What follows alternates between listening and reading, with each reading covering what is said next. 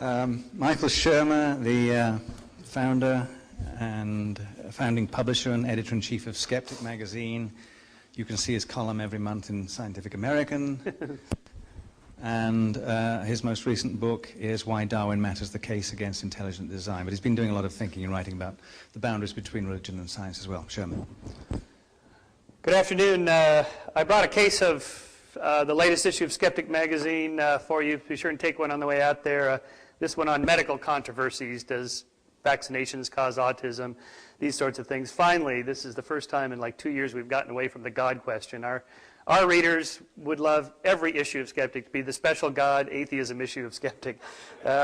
We do try to branch out from that. We did one on 9/11 conspiracy theories, that it wasn't Al-Qaeda, it was the Bush administration that did this. The people who believe this, by the way, think Bush is the most incompetent president we've ever had. But somehow he managed to pull off the most incredible conspiracy of all time. I do want to take a moment, too, in case no one else does it, since I've been involved with the Science Network since the beginning, to thank our organizer and sponsor, Roger Bingham, and Rob Zepps, who sponsored this. Thank you. Thank you, Rob. Thank you, Roger. This is just too much fun. So, well, a couple of comments on what we've heard so far. The Newsweek statistics on people that believe, psychics can talk to the dead, that sort of thing. Of course, those haven't really changed for the last 30 years. It's just the particular claims of what the paranormal is change. And I should point out parenthetically that anybody can talk to the dead. It's getting the dead to talk back. That's the hard part that we have explaining. Last year at Beyond Belief 1, I guess we'd call it, which did end up being something of an atheist love fest.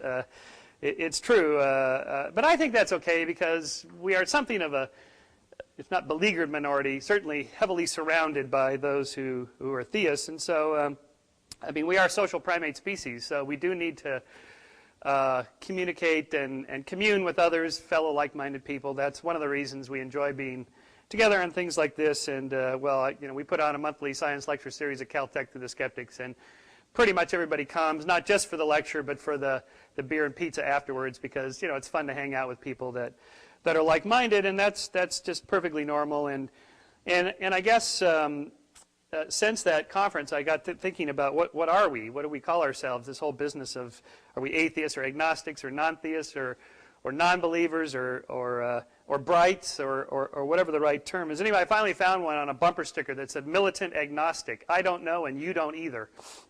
And I thought maybe that's the best summation of this Enlightenment concept.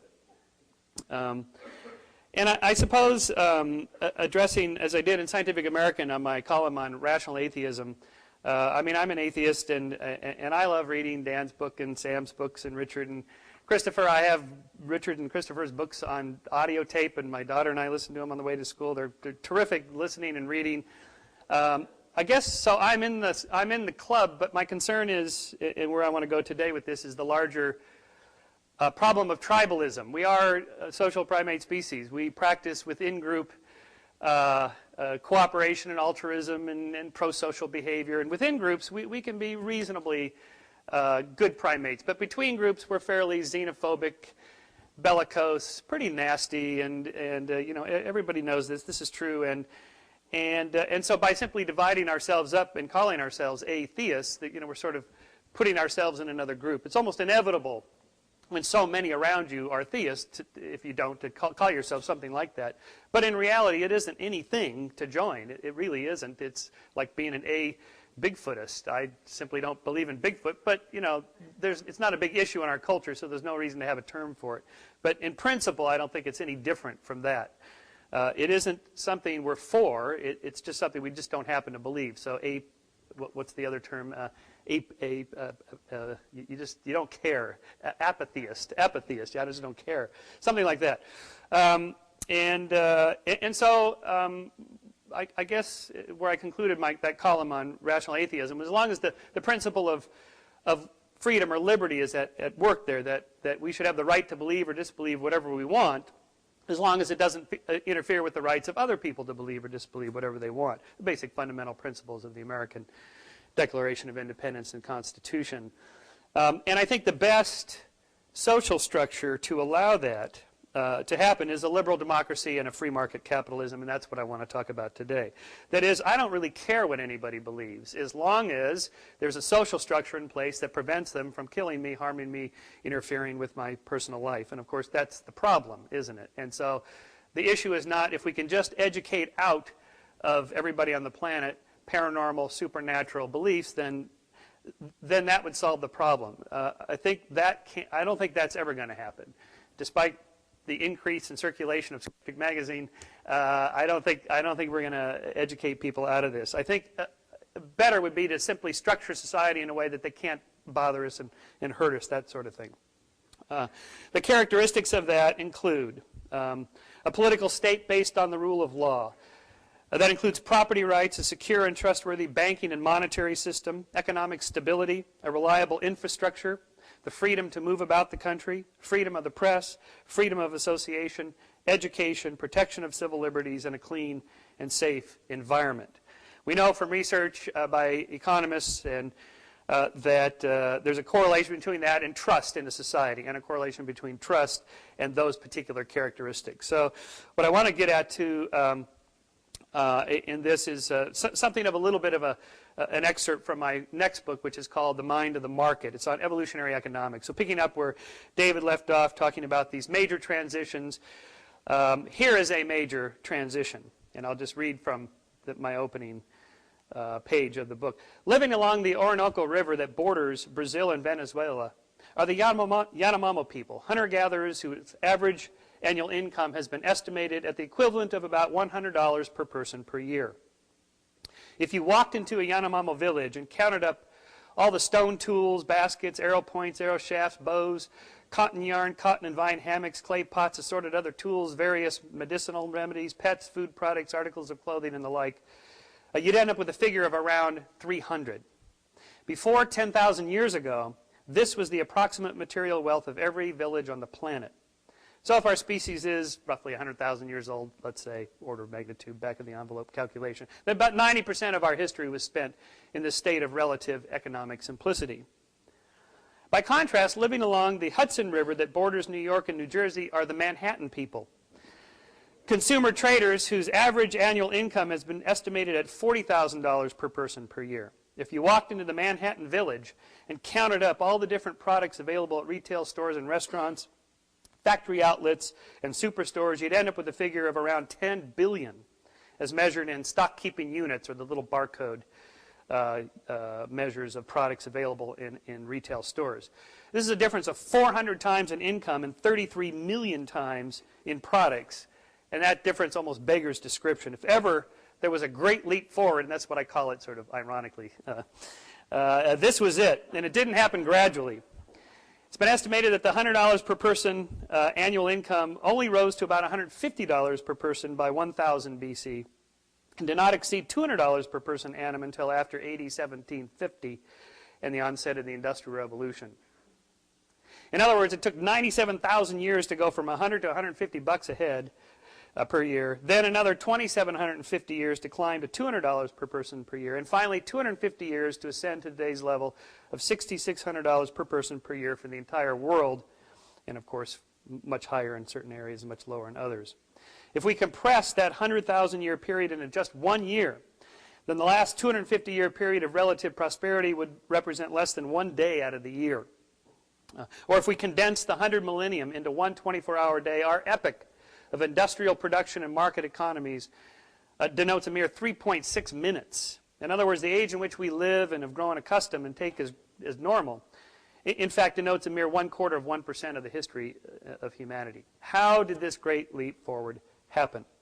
So my entire book attempts to answer that question. In short, I use evolutionary thinking along the lines of David's approach, that and evolutionary economics is roughly the field that addresses this, although behavioral economics, neuroeconomics also plays a role. And I apply what I do for a living, studying irrationality in human behavior, to the marketplace. People are just as irrational when it comes to money as they are pretty much everything else they do. The ability to predict the stock market, the people that do that are about as good at it as astrologers and tarot card readers. Anyway, that's a different lecture.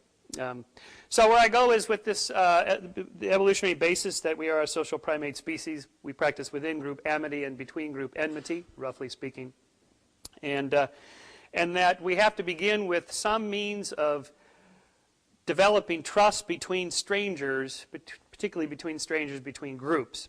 Since most of our history was spent amongst people in groups in which we were either related to one another or knew one another, this was not so much an issue as it is between groups. So for within group and between group interactions, we are greatly shaped by the perceptions of others, especially our perception of what they think of us. And then I talk about the need for reputation and why we care about our reputation, which is why ratings of sellers' reputations on eBay, rankings of quality of reviewers' assessments on books on Amazon, and the quality and quantity of connections between users as a measure of reputation in social and professional networking sites, MySpace, Facebook, LinkedIn, and so on. These evolve from the bottom up, these sort of self-organized principles of developing trust metrics between strangers. So we want to be thought of as fair and honest dealers, yet we're also exceptionally tribal, and group identity is essential to our sense of self.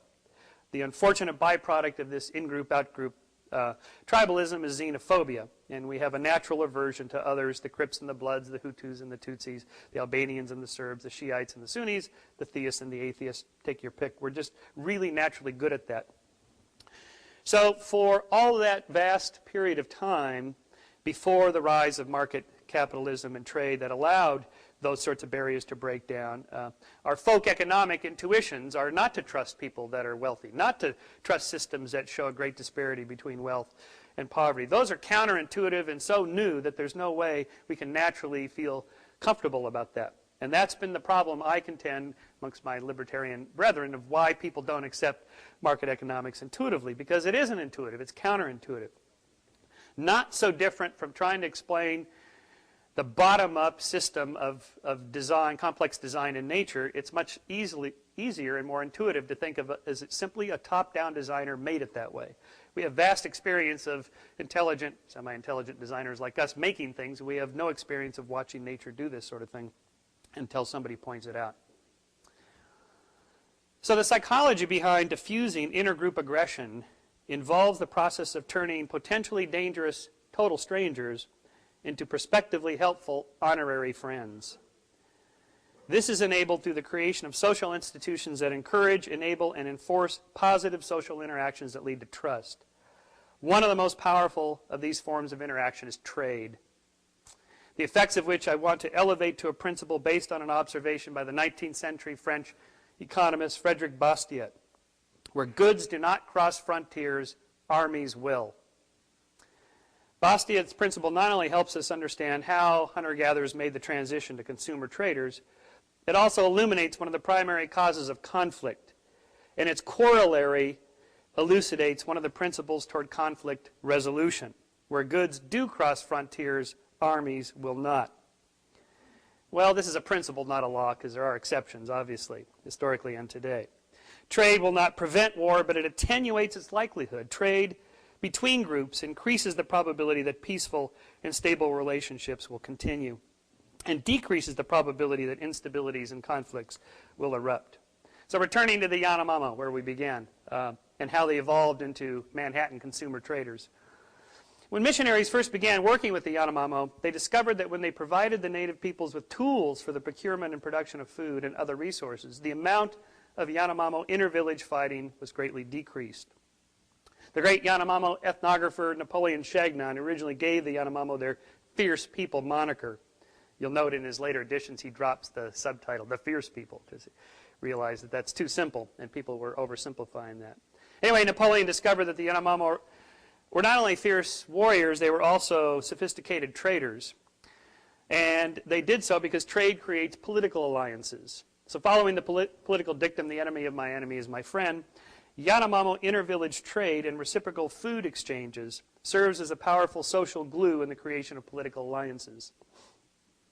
Village A cannot go to Village B and announce that they're worried about being conquered by the more powerful Village C, since this would reveal their own weakness.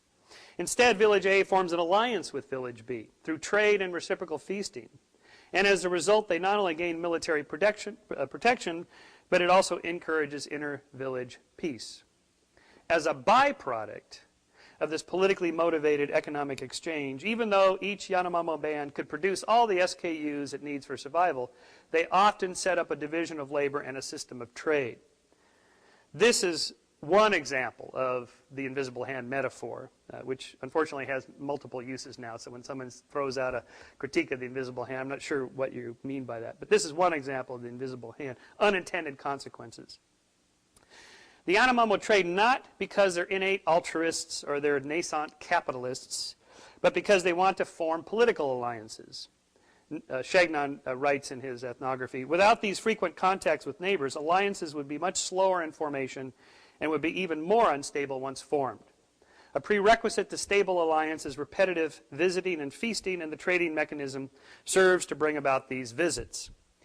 In other words, where goods cross Yanomamo frontiers, Yanomamo armies do not. Well, anyway, so although trade is not a surefire prophylactic for between-group conflict, it is an integral component to establishing trust between strangers that lessens the potential volatility. We know from behavioral research and neuroeconomic research on this now in two different sources, fMRI brain scans of subjects inside one of those little tubes, hitting a button, playing the prisoner's dilemma game, that the areas of the brain that light up when they're being very cooperative, when there's a lot of trust and cooperation going on, there are the same regions activated in response to such stimuli as desserts, money, cocaine, beautiful faces. The neurons most receptive were those rich in dopamine, located in the anterior ventral striatum in the middle of the brain, the so-called pleasure center. This is assuming you're not skeptical of running an economic experiment inside a tiny little tube that you're crammed in, but that's another source of debate some other time. The neuroeconomists seem to agree that they're getting some value out of these. The reason I say this is because I went over and stuck myself into one of these tubes and tried it, and it was about the most uncomfortable, unnatural experience I've ever had. But somebody doesn't mind being in there, I guess, and so the data they get, we are told, is valuable. So let's take it at that for now. Cooperative subjects reported increased feelings of trust toward and camaraderie with like-minded partners verbally. In research with subjects playing a version of the ultimatum game, that includes numerous exchanges when trust is established and the cooperative mode is fully engaged by both trading partners, levels of oxytocin increased in the blood. This is Paul Zach's research at Claremont Graduate University. Paul has subjects playing these different games, the ultimatum game, iterated ultimatum game, the dictator game, prisoner's dilemma, and he draws their blood. And when there's a lot of cooperation and trust going on, there's a spike in oxytocin. Well, which is the causal vector? To test that, he did it the other way around, where he had subjects take a nose spray hit. And in the nose spray was oxytocin. Those subjects were more cooperative, offered more money, and so forth. Paul's research is really trying to get at the neurophysiology and hormone behind trust, and then, therefore, trade. And that's why we call this neuroeconomics. So the psychology of trade probably has as much to do with forming alliances between individuals and groups as it does the economics of trade in generating an increase in the supply of resources. Nevertheless, the end result of initial exchange activities is an increase in cooperation, mutual aid, and trust, which drives further trade and trust into a positive feedback loop that accentuates amity between people and attenuates enmity between groups, leading to greater peace and prosperity for more people in more places, more of the time. And then to sort of wrap it up, I give lots and lots of examples in the book of other indigenous peoples groups following these principles, as well as modern groups. And then sort of wrap up with talking about a trip I took in 2000 to Beijing for a scientific conference in which I went to visit the Forbidden City. And there in the Forbidden City, Starbucks had just opened a cafe, which was just too much. Anyway, I noted in my Scientific American column on this the power of science and economics jointly to bring together such disparate Eastern and Western cultures over a scientific discussion or a cup of coffee. I call this the Starbucks corollary to Bastiat's principle, where Starbucks cross frontiers, armies will not. That is, the free trade of products between peoples and open access to services across geographic borders obsoletes the necessity of political borders and thereby decreases the probabilities that armies will cross those borders. To the Starbucks corollary, I add the Google theory of peace, where information and knowledge cross frontiers, armies will not. That is, the free trade of information between peoples and open access to knowledge across geographic borders obsoletes the necessity of political borders and thereby decreases the probabilities that armies will cross them. A stirring example of this can be seen in Europe since the formation of the Treaty of Rome and the European Union, which integrated disparate and historically divided European nations under one economic umbrella, even one coin. Where once invasions and wars were commonplace throughout 1,000 years of European history, they are now unthinkable.